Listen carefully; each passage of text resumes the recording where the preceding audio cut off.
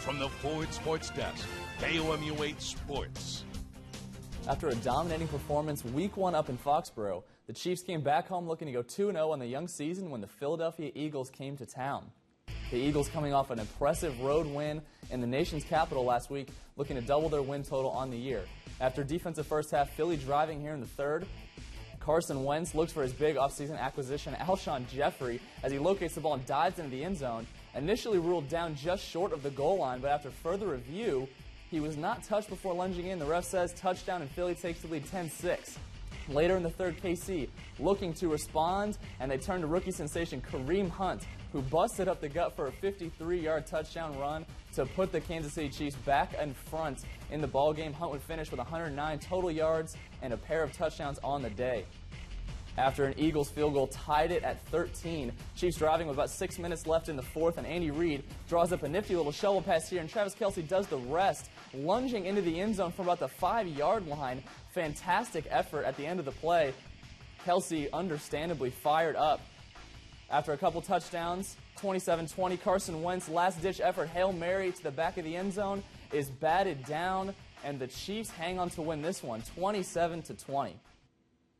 The Cardinals came into their series with the Cubs looking to make a major dent in the division lead in the postseason just around the corner after 2 losses in the first 2 games, looking to salvage 1 game in the series. An overcast day at Wrigley Field in Chicago, and Lance Lynn is on the hill for St. Louis. Lynn was good most of the afternoon, but Kyle Schwarber goes down and gets this one in the 4th. Sneaks it over the left field wall for a solo shot, 2-0 early for the Cubs.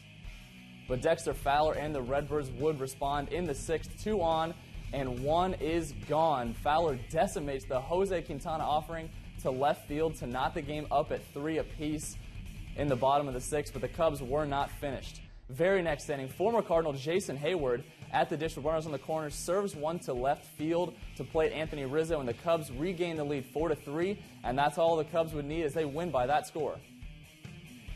It's a tall order to end a historic winning streak, but the Indians' ace, Corey Kluber, might even be a tougher puzzle to solve, and he was cruising early in the 7th.